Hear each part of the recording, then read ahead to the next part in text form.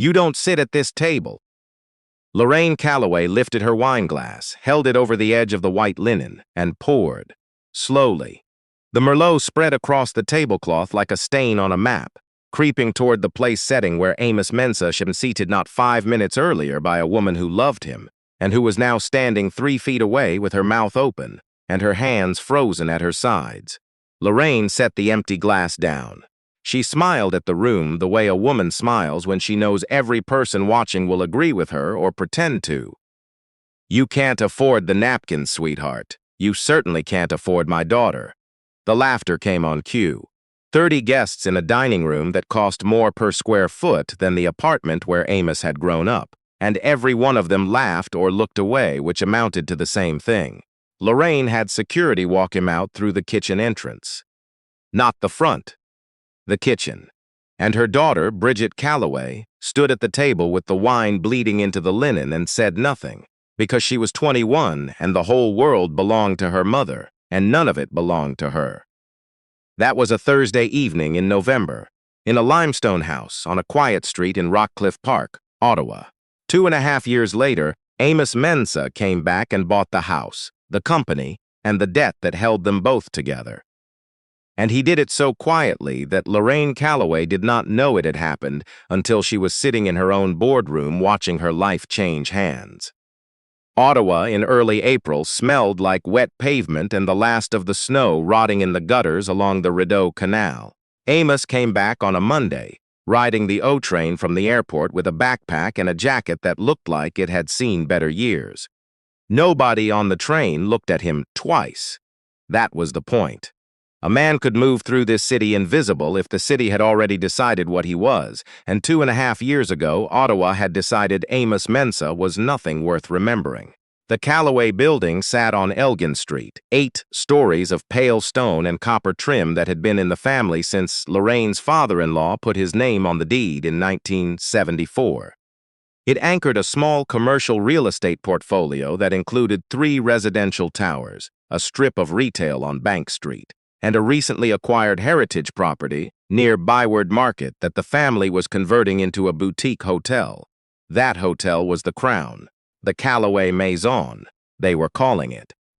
Lorraine had staked the family's remaining credit on it, leveraged the Elgin Street building and one of the residential towers to fund the renovation, and put her daughter in charge of the project because Bridget had an architecture degree and because giving her the title kept her close and controllable.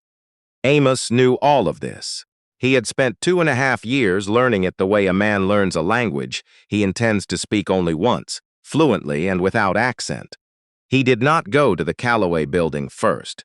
He went to the Maison. It sat on a narrow lot on Murray Street, a 3-story Victorian wrapped in scaffolding and construction netting. Beautiful bones buried under decades of neglect and 6 months of renovation that was, from what Amos could see standing on the sidewalk, already behind schedule. He had applied for a job on the crew 2 weeks earlier under his own name because his name meant nothing here. A trade certificate in Finnish carpentry. References that checked out because the people answering the phones worked for him. A resume that said everything small and nothing large. The site foreman, a heavy man named Gauthier, who smelled like roll-your-owns and spoke Juul-accented English, hired him without a second glance. By noon, Amos had a hard hat and a tape measure and a place on the trim crew doing baseboards in the second-floor suites. By 12:30, he had seen her. Bridget Calloway came through the front entrance with a rolled set of drawings under one arm and a travel mug in the other hand, talking to the plumbing sub about a problem with the original's cast iron. She looked different. Not older exactly, but harder at the edges, the way wood gets harder when you plane it down to the grain. She wore her authority the way a person wears a coat they borrowed and are not sure they will be asked to return. Amos understood, watching her from the stairwell, that her mother had given her this project the way you give a child a toy phone. Something to hold while the adults made the real calls. She saw him 4 seconds later. The travel mug stopped halfway to her mouth. He watched her face do the math. The work boots, the knee pads, the pencil behind his ear. He watched her try to fit the young man she had loved into the frame of a laborer kneeling on her family's floor and fail. "Psalms Calloway," he said. "Even. The way a crew member addresses the client's daughter." He saw the formality hit her like a hand she had not expected. She came closer, lowered her voice. "What are you doing here?" "Hanging trim," he said. "Same as the rest of the crew. You're not the same as the rest of the crew." "No," he agreed, and let her decide which direction that cut. She looked at his hands. He let her. 2.5 years of a particular kind of discipline had put calluses there, real ones, because Amos did not believe in a cover that could not survive a handshake. Whatever she had imagined for him in the years since her mother poured wine on the tablecloth, it had not been this. He could see her grieving a version of him that had never existed, and he told himself the ache of it was information, not feeling. "I heard you went west," she said. "Alberta." "I did." "And you came back to sand baseboards in my mother's hotel." "Someone has to." Something tightened behind her eyes. She opened her mouth, and he thought for a moment she would say the thing they were both standing on top of: the wine, the kitchen door, the laughter. But a voice called her name from upstairs. A man's voice. "Bridget, we need you up here." That was Duncan. Duncan Calloway was Lorraine's nephew, a man whose primary qualification for overseeing the Ms. Mensah's finances was that he shared the family name and knew how to wear a suit to a board meeting. Lorraine trusted bloodlines over balance sheets, and Amos had spent the past 3 weeks reading enough of the project's permit filings and procurement records to know that Lorraine's trust was, in this particular case, hemorrhaging money. "Coming," Bridget said. She looked at Amos once more, and there was something in it that was not quite a question, and not quite an accusation. Then she went up the stairs, and Amos went back to the baseboards, and the day continued as if nothing inside it had shifted. That evening, a black sedan picked him up 2 blocks from the rooming house on Dalhousie, where he was pretending to live. In the back seat, he took out a phone that was not the prepaid he carried on site and made one call. "Where are we on the Calloway notes?" he said. The voice on the other end belonged to Renata Odom, his lawyer, a precise woman from Montreal who had been with him since the logistics algorithm he built in a borrowed apartment in Calgary turned into a licensing deal with a freight company, and then another, and then a patent that every major carrier west of Thunder Bay ended up paying royalties on. She had been there when the royalties turned into a fund, and there when the fund became the kind of money that moved quietly enough to frighten people who understood what quiet money meant. She told him the numbers. He listened. He told her to keep the fund's name off everything, the way he always did. There had been a small item in the financial press that month, buried in the back pages of the Globe's business section. An unnamed private fund had been acquiring distressed commercial real estate debt across eastern Ontario. No journalist had identified who was behind it. Bridget would not have read it. Almost nobody had. But it was there, the way a single loose thread is there in a seam, waiting. Amos had not planned to pull anything for Bridget. That was the truth he kept circling back to in the days that followed, turning it over the way you turn a coin you found on the ground and are not sure is real. He had come to let the Calloways collapse from the inside, to stand in his work boots and watch the family that had humiliated him crumble under the weight of its own arrogance, to be the one holding the deed when it happened. He did not need to lift a finger. He only needed to wait. Then he found Duncan's numbers. It happened sideways, the way these things do. He had been pulling permit records for a load-bearing question on the 3rd floor, and the permits did not match the invoices, and the invoices did not match the payments, and the gap, once he started tracing it, opened into something cavernous. Duncan had been skimming the renovation budget for the better part of 8 months. Phantom subcontractors, inflated change orders, materials billed and never delivered. It was not sophisticated. It was simply quiet, and quiet had been enough because the only person above Duncan was Lorraine, and Lorraine did not read sheets. She read people, and she had decided long ago that her nephew was loyal, which to Lorraine was identical to trustworthy. For Amos, it was a gift wrapped in a moral problem. Duncan's theft was a crack running directly under the maison, and the maison was the last load-bearing asset the Calloways had. He could do nothing. Let Duncan keep bleeding the project. Be there with the fund when the floor gave way. It was cleaner than anything he could have engineered himself. It was, in every practical sense, the revenge he had crossed the country to collect. The problem was that when the maison collapsed, it would not be Lorraine who took the fall. Lorraine would find a way to land on someone else the way she always had. It would be Bridget. The project manager, the name on the permits, the contracts, the approvals she had signed because she had been told to sign them without being shown what was underneath. When the building fell, it would fall on the only Calloway who did not deserve it. Amos stood in a half-demolished suite with a folder of stolen numbers in his hands and discovered that he could not make himself feel clean about that. He told himself it did not matter. He told himself for 3 days. On the 4th, he wrote the analysis. He laid out every discrepancy in a single document. The phantom subs, the inflated invoices, the change orders that led to empty rooms. Dates, dollar figures. The pattern made visible in a way that could not be argued with.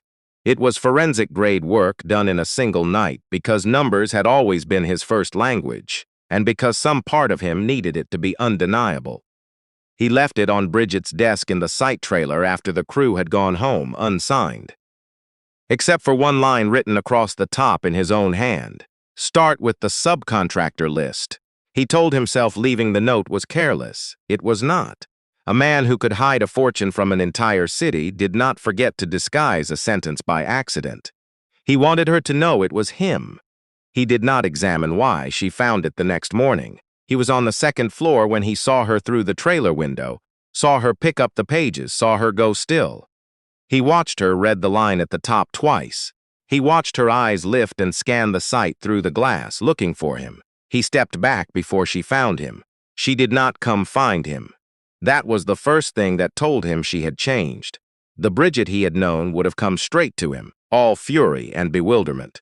This one did something better. For 3 days she said nothing. She came in early. She left late.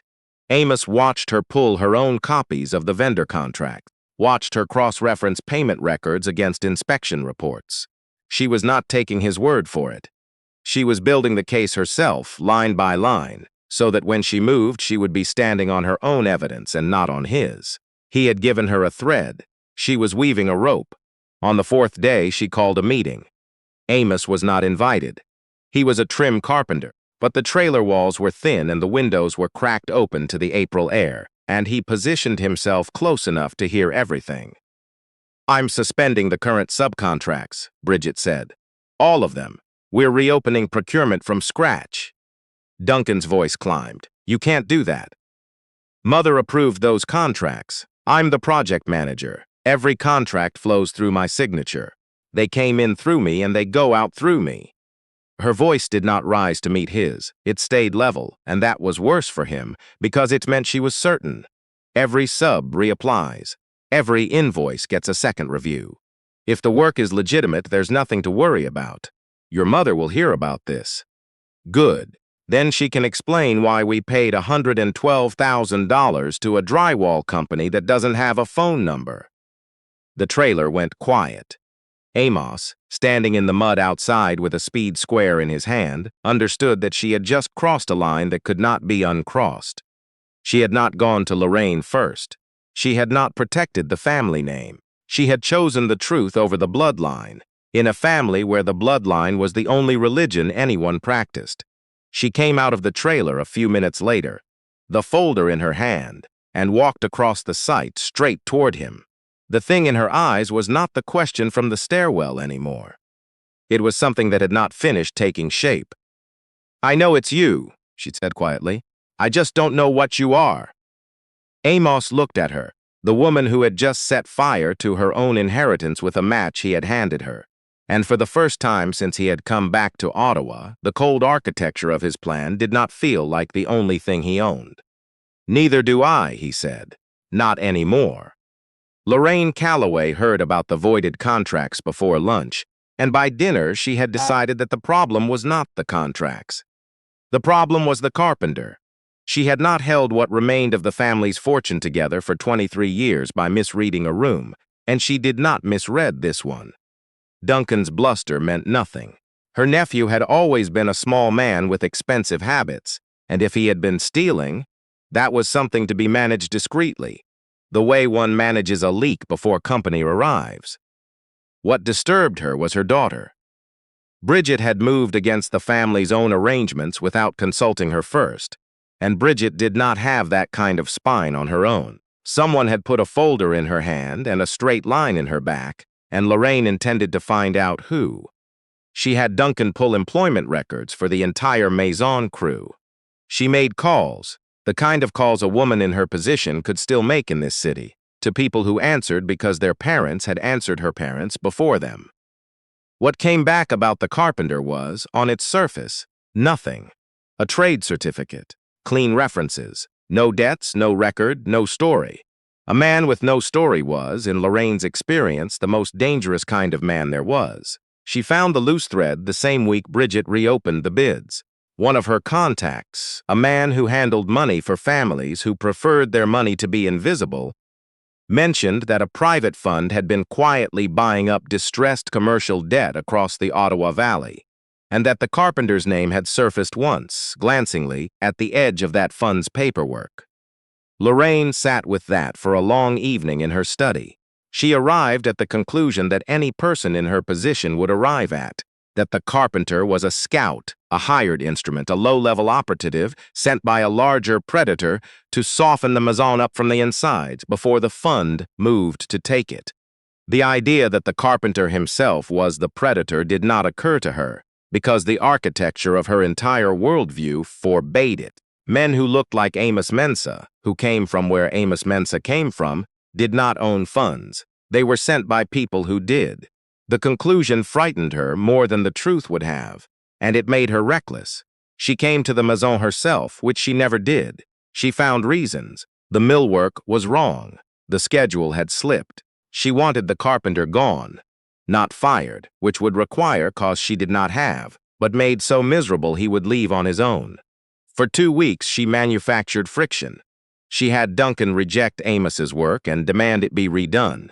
She replaced the foreman with one who took instructions from the family. She tightened the pressure the only way she knew how, by making a man's days small and humiliating, and waited for him to break the way he had broken once before at her dinner table. He did not break. He redid the work without complaint, better the second time. Every morning he was there before the crew. Every evening he was the last to leave. His steadiness unnerved her more than defiance would have. She had spent a lifetime knowing what a man would do when she pressed him, and this one did the one thing she had not planned for. He simply held. What Lorraine did not let anyone see, what she had not let anyone see in 23 years, was why she pressed at all. She had been 29 when the family nearly went under the first time. Her father-in-law had still been alive, still nominally in charge, and into that household had come a man named Alton Greaves. Alton had nothing and a beautiful way of talking about everything. Lorraine's father-in-law had believed him. Lorraine had believed him. Alton had been given access, then trust, then signing authority. By the time the family understood what he had been doing, quietly siphoning the estate into accounts they could not reach, he was gone, and 2 generations of Calloway capital had gone thin enough to see daylight through. Lorraine had spent the next 2 decades stitching the wound shut by hand. She had learned one lesson from it, learned it so deep it sat in her bones. A person with nothing and a beautiful way of talking was the most dangerous thing that could walk through your door. The only safe person was a person who already had what you had, because they did not need to take it. It was not a lesson about color. She told herself that, firmly and often. It was a lesson about hunger. But somewhere across the years, the two had fused, the hunger and the man she had learned to fear, until she could no longer feel the seam between them. She mistook her fear for judgment, and her judgment for love. So when she had looked at Amos 2.5 years ago, brilliant and penniless, and looking at her daughter the way Alton Greaves had once looked at the family ledgers, she had seen a thief who simply had not stolen anything yet. She had poured the wine to drive him out before he could. She had not felt cruel. She had felt like a mother pulling her child back from a ledge. That she might have been wrong was a possibility she had never allowed herself to hold. To hold it would mean admitting that the lesson she had built her entire life around had cost her the one thing she had been trying to protect. She did not allow it now. She doubled down the way frightened people do. When pressing the carpenter failed, Lorraine changed the board. She announced, without consulting Bridget, that the family would be entering into an arrangement with the Tremblay-Hutchins family. Old Ottawa money. A son named Oliver who was pleasant and manageable and entirely safe. A marriage between Bridget and Oliver would stabilize the Calloway balance sheet, restore the family's standing in certain circles, and put an end to whatever it was that had gotten into her daughter. She presented it at dinner as a thing already decided. "You don't get to do this," Bridget said. "I've already done it." The Tremblay-Hutchins are thrilled. You'll find Oliver is easy to be comfortable with. I am not a transaction. Everyone is a transaction, darling. The only question is whether you negotiate your own terms or let someone else negotiate worse ones for you. Lorraine set her fork down. I watched this family come within a breath of nothing once. I will not watch it again because you've decided to play at principles with a man who sands baseboards. Bridget left the table. She left the house. She drove through Ottawa in the dark, across the Champlain Bridge and back. No plan, no destination, and found that her hands had taken her to the only place in the city that had ever felt like the opposite of her mother's dining room. Amos opened the door of the small rented flat near the Byward Market before she knocked. He had heard her on the stairs. He stood in the doorway in a plain shirt and said nothing, and for a moment the two of them looked at each other across the threshold with 2.5 years of silence stacked between them. "She's marrying me off," Bridget said. Her voice did not shake, and the steadiness of it was its own kind of breaking. "To Oliver Tremblay-Hutchins." "She just decided. Come inside," Amos said. She did. The flat was sparse, almost bare. Nothing in it that spoke of who he actually was, and she did not notice because she was past noticing anything except the thing she had driven across the city to say. 2.5 years ago I let her win," Bridget said, standing in the middle of his small front room. "I stood there and watched her pour the wine and humiliate you in front of every person she knew, and I told myself there was nothing I could do. I was 21. I had no money of my own. Everything was hers and nothing was mine, and I have hated myself for it every day since." She looked at him. "I am not doing it again. I don't care what it costs. I'm not letting her decide who I am one more time." Amos looked at her, and the careful distance he had maintained since the stairwell, the formality, the even voice, came apart in his hands. "I never blamed you for that night," he said. "You were a kid trapped in her house. I blamed her. I've blamed her every day for 2.5 years. He stopped because the next thing was true and he had not meant to say it. "I came back to make her pay for it." "I know," Bridget said. "I've known since I read your handwriting. That doesn't frighten you." "What frightens me is that you came all this way and didn't tell me you were here." She crossed the small distance between them. "You were going to do all of it without me." "I didn't come back for you," he said plainly, because she deserved plainness and because he needed to know if it would send her out the door. "I came back for her. You were the part I didn't plan for." Whatever he had braced for, it was not the way she reached up and put her hand against the side of his face, the way a person checks that something is real. "Then plan for me now," she said. What came after was not the collision of strangers. It was the quiet, devastating recognition of two people who had spent 2.5 years learning to live without each other and discovering, all at once, that they had never actually managed it. The hurt did not vanish. It simply stopped being a wall. They held on to each other in the small apartment as if the floor of the city had tilted, and for a long while neither of them said anything that needed words. Later, in the dark, Amos almost told her. The fund, the debt, the 44% he had assembled like a wall around her family without her knowing. It sat at the front of his mouth, and then he felt the shape of how it would sound. That he had engineered everything, that even this, even her hand on his face, could be folded into the machinery of his revenge. He understood, lying there, that the truth had changed its nature without his noticing. For 2.5 years, his identity had been a weapon. Now, holding her, it had become a thing that could wound the person he was trying to protect. A weapon you cannot use without hurting the person you love is no longer a weapon. It is only a secret. And secrets, Amos was learning, weigh more than blades. He said nothing. He told himself there would be a better time. There is almost never a better time. But men in love have always believed in one anyway. The Calloway Foundation Gala arrived 3 weeks later, held in the ballroom of the Chateau Laurier because the Maison was still under scaffolding. Lorraine used it to do what she did best: make the family's strength visible to a room full of people who measured strength by how visible it was. Bridget came because not coming would have been a statement she was not ready to make publicly. Amos came because Bridget asked him to, and because he had stopped pretending, at least to himself, that he was only a carpenter. Lorraine found him near the edge of the room, away from the music. She had a check folded in her hand. She had written it herself that afternoon.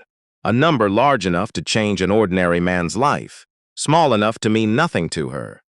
"I'll be direct," Lorraine said.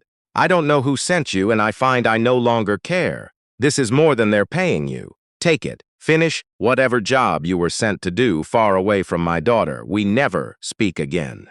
She held out the check. "Men like you always have a number. I'm asking you yours." 2.5 years ago, a sentence like that would have broken something in him.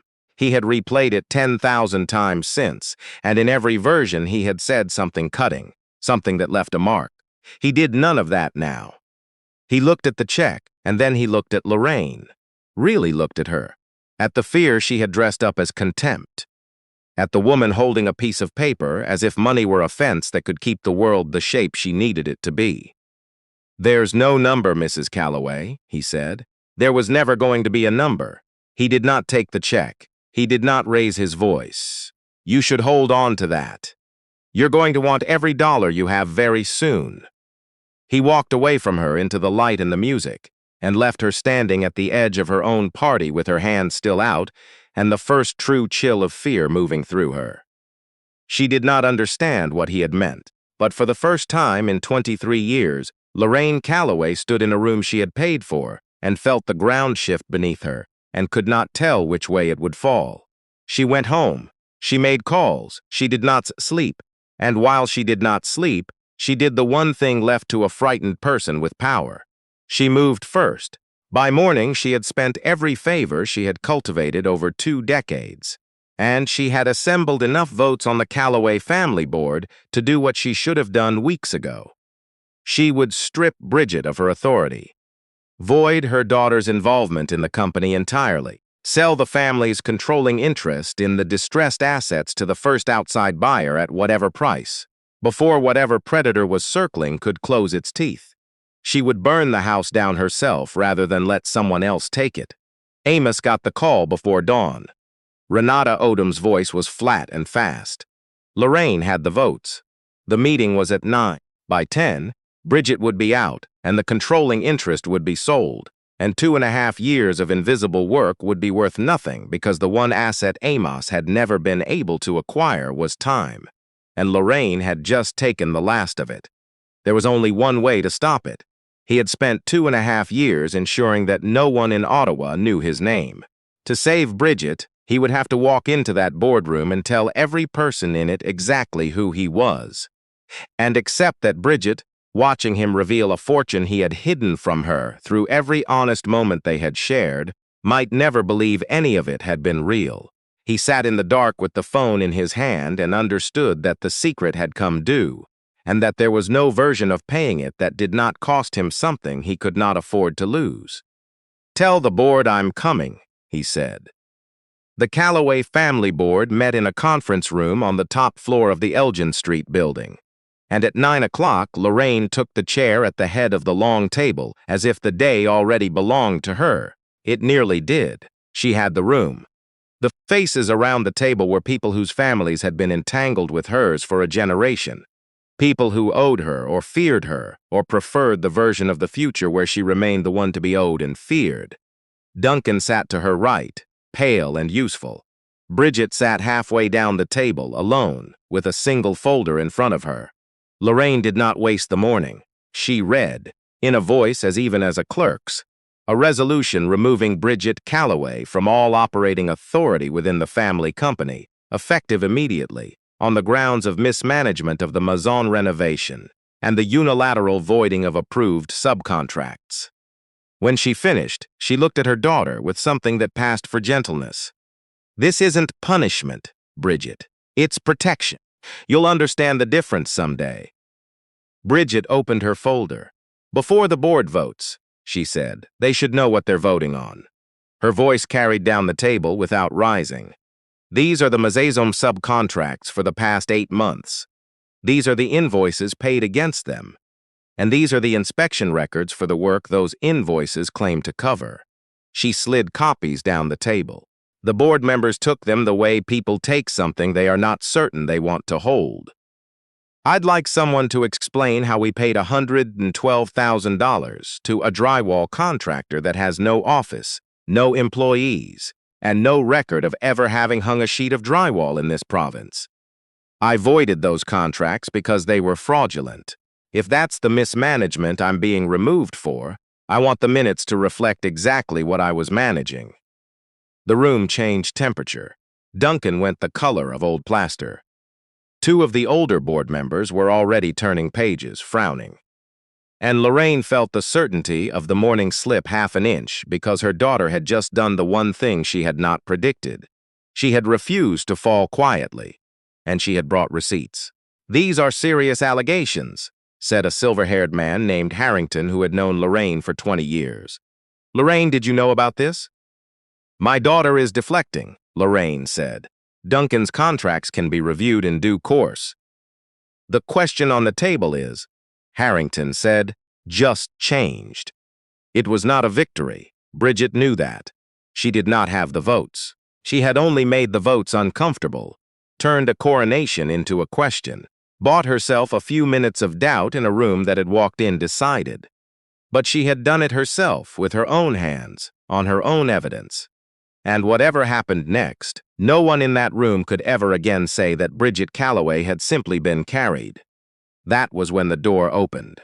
Amos walked in, and for a moment no one understood what they were seeing, because the man who came through the door did not match any version of him that belonged in this building. He was not in a work jacket. He wore a suit that had been cut for him by someone who cut suits for very few people. Dark, quiet, unmistakable. The kind of clothing that does not announce money because it has never once had to. He moved through the room with the ease of a man who had been in 1,000 rooms like it, and the ease was the thing that unsettled them before they understood anything else. Lorraine recovered first because contempt was the fastest thing she owned. "This is a private meeting. I don't know how you—" "Mrs. Calloway." The voice that interrupted her did not belong to Amos. It belonged to the woman who had come in behind him, a precise figure in a charcoal suit carrying a leather folio. She set the folio on the table with a small, final sound. "My name is Renata Odom. I'm counsel to the controlling interest holder of the entities that carry the Calloway family's outstanding debt.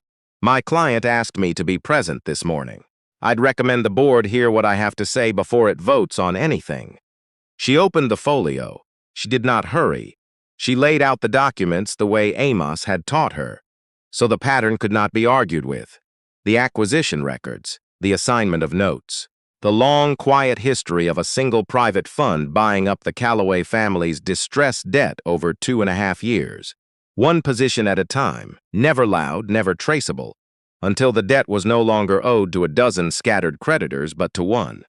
Then she laid out the final document, the one that made Harrington sit back in his chair, the one that made Duncan put his face in his hands. "As of the close of business Friday," Renata said, "my client holds 44.1% of the voting interest in this company. That is the single largest position at this table. It is larger than the family block Mrs. Calloway assembled overnight, which I would note does not exceed 29%. Any resolution this board passes this morning passes or fails at my client's discretion." Silence. Total. Lorraine's eyes moved from the lawyer to the man in the dark suit standing beside her, and the arithmetic she had trusted for 23 years failed her all at once. "Who?" Lorraine said. Her voice was not even anymore. "Who is your client? You've met him," Renata said. 2.5 years ago, at your dinner table. Amos stepped forward. He did not smile. You looked into me, he said to Lorraine. You found a fund buying Ottawa Valley debt and a carpenter standing near it, and you decided I was the errand boy. You couldn't make the other answer fit because the other answer meant a man you poured wine on and marched out through the kitchen had walked back in owning the floor. He held her gaze. Nobody sent me, Mrs. Calloway. I'm the one they were all afraid of. I built it myself. Every dollar. Starting the week after you told me I couldn't afford the napkins. He turned to the table. His voice shifted into the register of a man conducting business, because that was what this was now. 2 items, Amos said. First, the resolution removing Bridget Calloway from operating authority is withdrawn. The minutes should reflect why, because the conduct it cited was her correctly identifying fraud that this board's chair refused to investigate. He looked at Lorraine. Second, I'm exercising my voting interest to remove Lorraine Calloway as chair of this board, effective immediately. It was not violent. It did not need to be.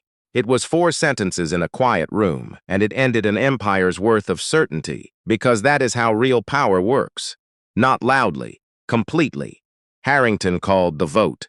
The room that had walked in belonging to Lorraine voted the only way the numbers allowed. When it was done, Lorraine sat at the head of a table that was no longer hers, and the thing that had organized her entire life, the absolute conviction that she alone stood between her family and ruin, lay in pieces in front of her. And the man who had broken it was the man she had been most certain could never touch her. She did not weep. Whatever else Lorraine was, she did not weep in rooms. But something in her face came apart very quietly, the way old plaster comes apart along a crack you have been painting over for years. It should have been the moment Amos had wanted. He had imagined it in 100 sleepless versions. Lorraine brought low.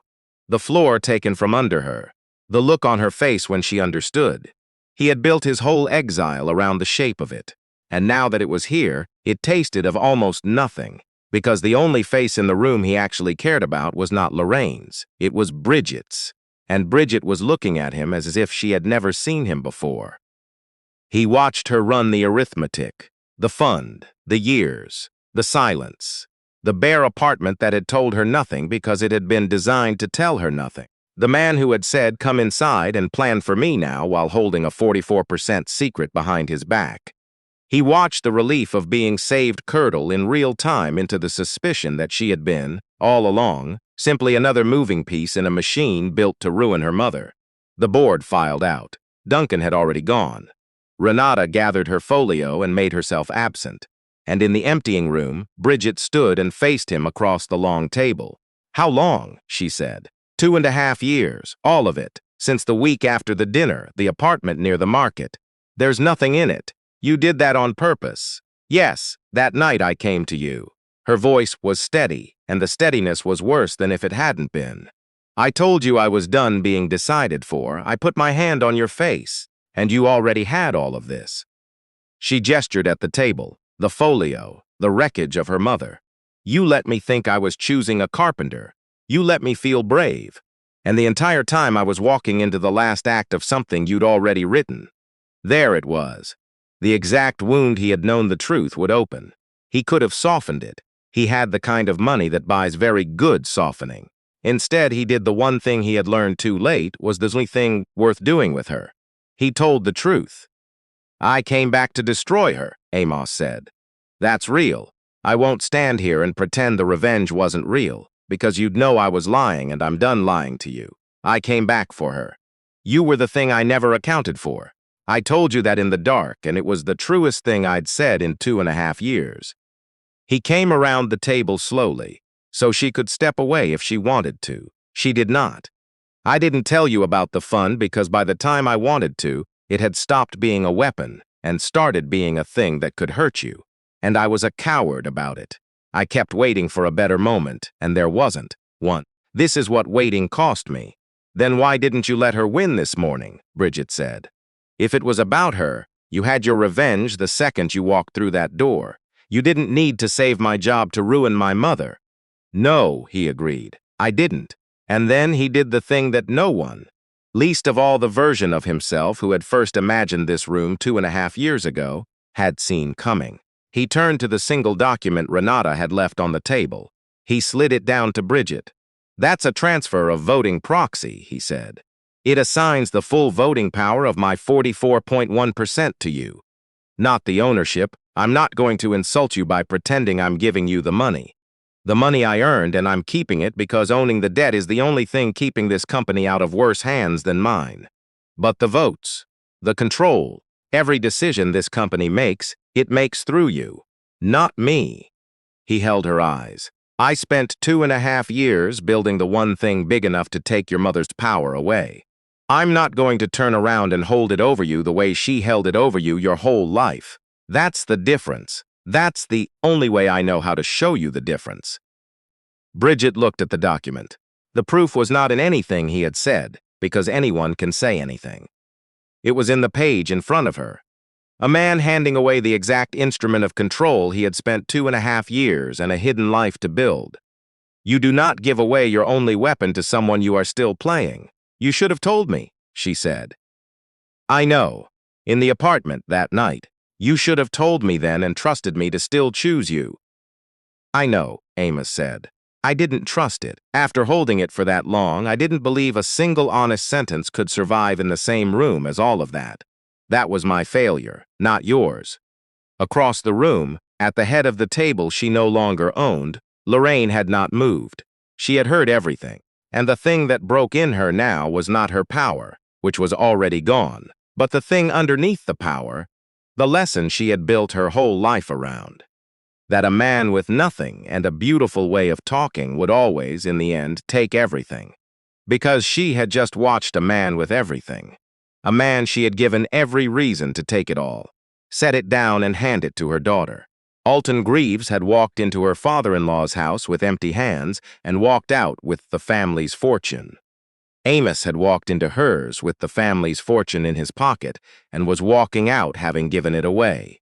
For 23 years she had been certain she was protecting Bridget from men like him. She had spent that whole time mistaking the one man who would not take for the kind who would, and the cost of the mistake was sitting in the silence of the room. "I was wrong about you," Lorraine said. The words came out of her like something pulled up by the root. They were not gracious. She had never learned how to be gracious. But they were true. "I have been wrong about you since the night I poured the wine." Amos looked at her. "Yes," he said. "You were." He did not gloat. There was nothing left to gloat over. "But you raised her. And whatever else you sought wrong, you didn't get her wrong. She fought you. She built the case that saved this company before I walked through the door. You taught her to be strong enough to stand against you. That turned out to be the best thing you ever did, even if you didn't mean it as a gift." Bridget signed the proxy. She set the pen down and looked at her mother. Something passed between the two women that was not forgiveness. Not yet. But it was the first cleared ground where forgiveness could one day be built. 6 months later, the Mesa opened. The scaffolding came down on a morning in October, and the old Victorian stood in the clean autumn light on Murray Street looking the way its builders must have imagined it, and never quite managed to keep. Bridget ran the company now, ran it well, ran it on her own decisions and her own name, and the board that had once walked in ready to remove her now waited to hear what she thought. She had not been carried there. She had built it, piece by piece, the same way she had built the case in the folder. Everyone who mattered knew it. Lorraine kept a small office in the Elgin Street building. Bridget had insisted on it, over Amos's quiet objection and Lorraine's stiff, disbelieving silence. A quiet role, no authority to speak of. A place at the edge of a thing that had once been entirely hers. Lorraine took it because the alternative was nothing, and slowly, in the way of someone learning a language very late in life, she began to look at the man her daughter loved and see only the man.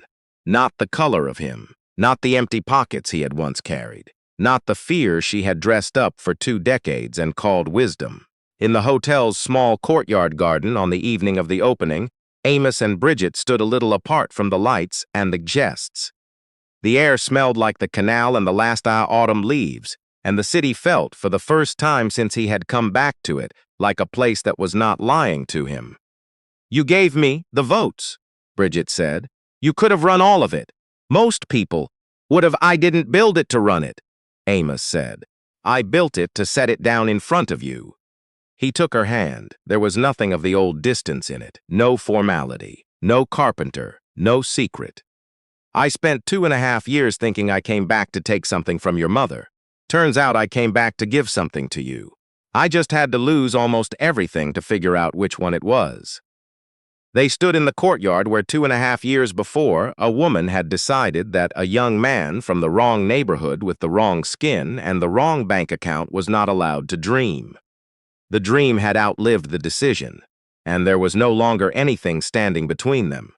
Equals. Free. The beginning of something neither of them would have to ask anyone's permission to keep. And that's where Amos and Bridget's story comes to rest, on equal ground, in a garden in Ottawa, with nothing left between them but the future they finally get to choose for themselves. But I'd love to hear what you thought. Did Amos do the right thing by handing Bridget the votes instead of keeping the power for himself? Or was there a part of you that wanted him to make Lorraine pay a little more before he let her keep that small office? There's no wrong answer.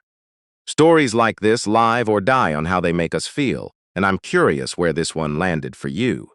And here's the thing I really want to ask. So many of us have known a Lorraine, someone who looked at a person we loved, or at us, and decided we weren't enough. Someone who measured worth by money, or by the wrong things entirely, and got it completely wrong. If you've ever lived through a moment like that, or watched someone you care about prove a person like that wrong, I'd love for you to share it in the comments. Your stories are where the best of these scripts actually come from, and the ones you tell often end up becoming the next story I write. So if something in this one reminded you of your own, tell me about it. I read everyone, and I'm always grateful you're here.